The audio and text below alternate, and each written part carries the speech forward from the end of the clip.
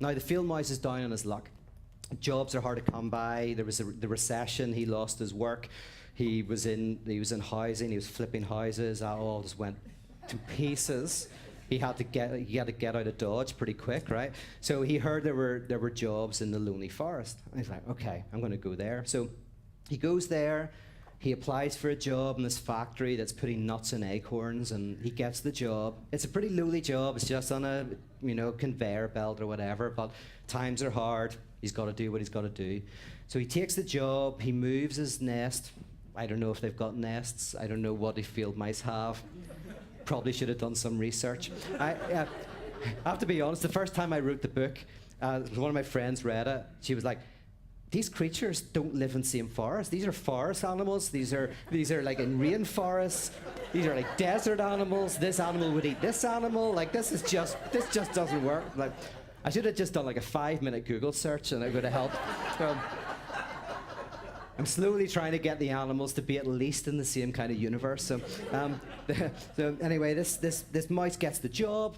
Everything going great. But then one day he's out scurrying and he falls in love. And he falls in love with this squirrel. Now, interspecies relationships is still a bit of a dodgy thing, but, love is love. They fall in love. And, everything's going great, but this little field mouse is very insecure. Very insecure. And if you're insecure yourself or jealous or whatever, you know that you can ask someone, do you love me, 100 times, and that helps. But the jealousy and the anxiety comes back. And sure enough, every day he would ask this squirrel, do you love me? And she would always say the same thing. Of course I love you. I loved you the day I met you. I love you this very day. I will love you till the day that I die. Every day, almost every day anyway, he'd ask this question.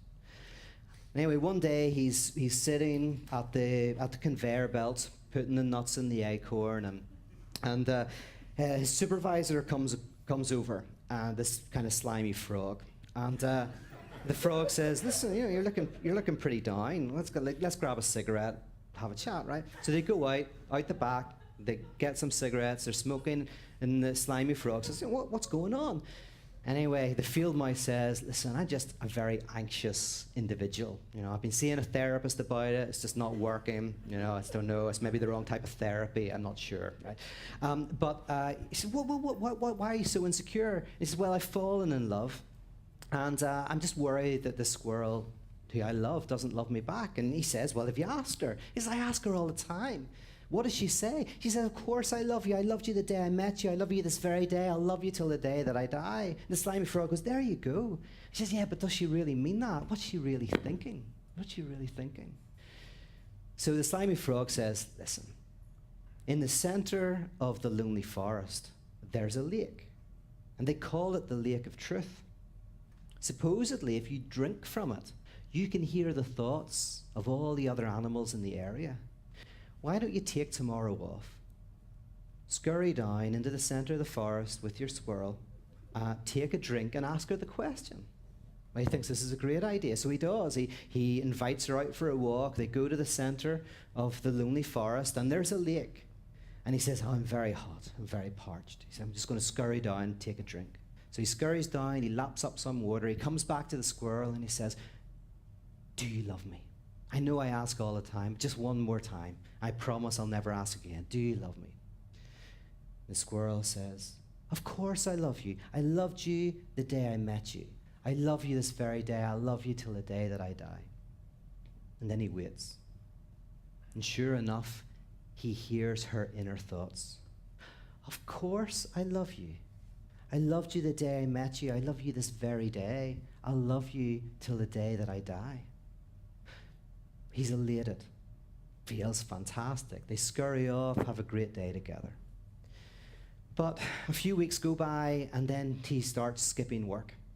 And the slimy frog notices, and it's sickness, whatever, it's depression. And eventually he comes in, and the slimy frog again says, let's go out, have a cigarette.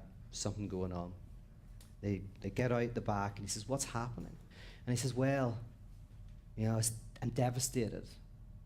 She broke up with me. So what? She broke up with you? Yeah, it turns out she was having this affair with another field mouse, one with a shinier nose and softer fur than me. And so the frog said, but you brought her to the lake of truth, didn't you? Yes, I brought her to the lake of truth. And what did it say? Well, I heard her thoughts, said she loved me. And he said, well, was it a broken lake? Was it cursed? Was it a lying lake? And little Fieldmouse said, no. She didn't love me. She only thought that she did.